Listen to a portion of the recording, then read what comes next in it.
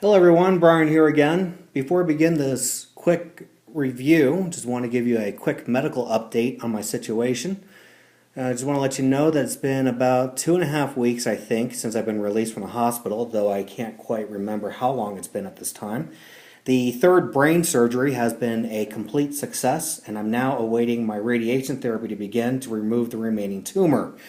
With that being said, this video will contain mistakes. I'm still having problems seeing, and I'm still having problems talking.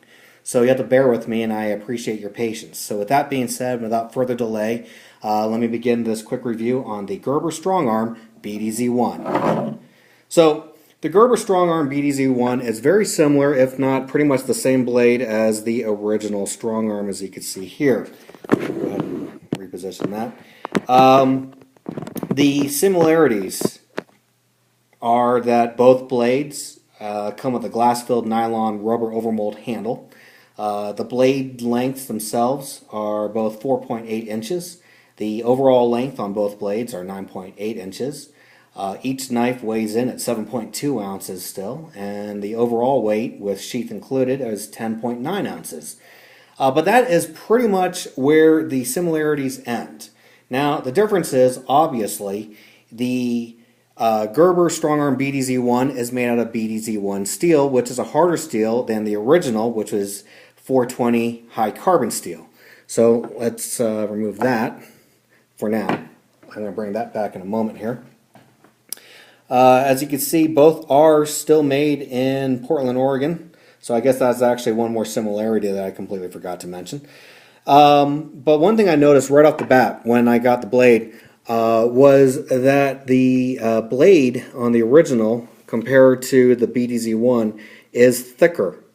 The BDZ-1 is thinner. Now, I'm not sure why they made a thinner blade. It could be that that the BDZ-1 is Gerber's experimental limited run, so only 2,000 of these blades were actually made. That being said, the spine of this blade, as you can probably see here with the work I attempted to do on it, I was unsuccessful, is actually rounded. You can't get any sparks off using a ferrocerium rod. No way, no how. I did not use a Dremel tool. I mean, some people are going to say, oh, you should use a Dremel, but I'm not very skilled with the Dremel, and I didn't want to damage the spine in any way, shape, or form. This, as you can see, it's a lot shinier than the rest of the blade. It's because I've been using files, and I've been unsuccessful. In fact, actually, this BDZ-1 ruined two of my Stanley flat files. So that was both impressive and both kind of annoying. The pommels, because the blade is actually a thinner blade, the pommels are also a little different. On the original, I don't know if you can tell from here, but the original is actually a wider pommel because it's a thicker blade. And I just want to let you know that when I got this blade, it came in sharp, but not nearly as sharp as the original. I do know that BDZ-1 holds a edge longer than 420 high carbon, but it was baffling to me to see that it actually had a hard time cutting through things like cardboard and paper without making a rough edge. It took almost forever for my whetstone to actually sharpen it to an edge that I deemed reasonable. It only comes in, also, you should also know, it only comes in one color, which is the handle comes in one color, which is gray, and the blade itself only comes in silver. So that's something to take into account for if you're interested in finding something that's a little more discreet and more stealthy-like. It also doesn't come with a serrated edge. It only comes with a fine edge. So that may be something else you want to think about before you buy this blade. That being said, though, finding this blade new is becoming more and more difficult because, like I said, it's a limited run. Only 2,000 of these blades were made. Now, at the time of the release, it was priced at $75 to $100 depending on the seller. Now, if you can find one, it can be seen priced between $50 to $75, so you may be lucky if you find it. That being said, though, I mean, it's not a bad blade. I put it through the same test that I put the original through. And aside from failing the spark test, it did everything that the original can do. And I can only surmise that due to the limited run, I can see that a lot of knife collectors are going to buy this blade as to put to their collection, never actually be used because of only 2,000 were made. I just want to let you know, if you do get it, it's just as usable and capable as the original. This one is actually going to remain in my bug out bag, whereas the original is going to remain in my everyday carry bag.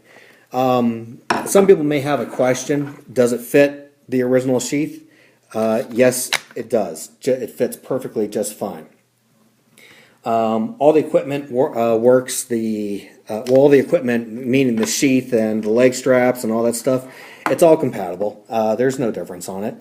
Like I said, the only difference is the stone wash finish and the fact that it's made out of BDZ-1 steel. Both are full tang. Both are incredible knives. And it may just be my knife that had the rounded spine. I don't know. But if you're interested in getting it, I would say look high, look low, and you may find one. And I would recommend getting it. Which blade would I use on an everyday basis? Honestly, it would be the original, solely because the spine, you can shed sparks off it with no problem. So the only main reason why I wouldn't use this out in the field right now is because I can't get a single spark off the back. Now, I could use the blade's edge, but I'm not about to go ahead and ruin it because BDZ-1 is a harder steel. It's harder to sharpen. That being said, though, it does retain its edge longer. So anyways, this is Brian signing off for now. Hopefully, I'll be back soon to make another video.